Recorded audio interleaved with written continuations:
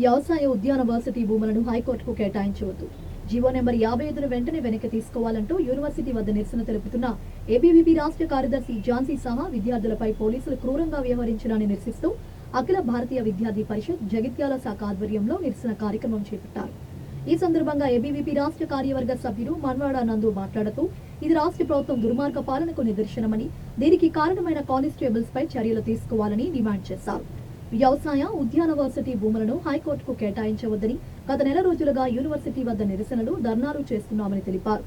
ఇప్పటికైనా ముఖ్యమంత్రి రేవంత్ రెడ్డి వెంటనే స్పందించి వర్సిటీ భూములను హైకోర్టుకు కేటాయించే నిర్ణయాన్ని వెనక్కి తీసుకోవాలని, లేని పక్షంలో రాష్ట్ర వ్యాప్త ఉద్యమానికి కార్యాచరణ రూపొందించి పోరాడతామని హెచ్చరించారు.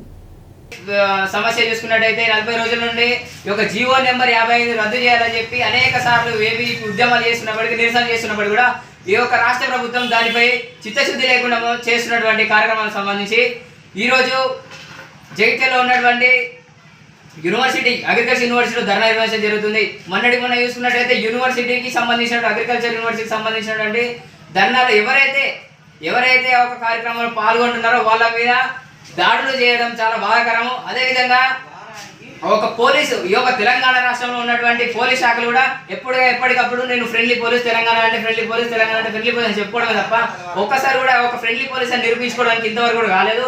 ఈ యొక్క చూసుకున్నట్టయితే మొన్న అక్కడ హైదరాబాద్ రాజేంద్ర నగర్లో ఉన్నటువంటి యూనివర్సిటీలో శాంతియుత నిరసన జరుపుతున్నప్పటికీ ఒక తెలంగాణ రాష్ట్ర కార్యదర్శి ఝాన్సీ అక్క గారిపై ఒక పోలీసులు ఒక విచక్షణరహితంగా జుట్టు పట్టుకొని లాక్కెళ్ళడం చాలా సిగ్గు చేయడం అని చెప్తున్నాను. ఈ ఫ్రెండ్లీ పోలీస్ అనే పదానికి ఒక అర్థం లేకుండా ఒక రాష్ట్ర ప్రభుత్వం, ఒక పోలీస్ శాఖ చేస్తున్నాయి.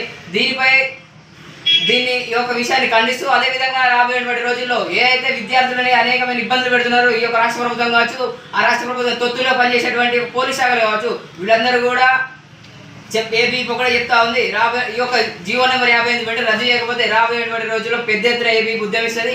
ఆ యొక్క యూనివర్సిటీ విద్యార్థులతోనే కలిసి అసెంబ్లీ ముట్టడించడానికైనా వెళ్తుందని చెప్పి ఏబీవీపీ తీవ్రంగా చెప్తుంది.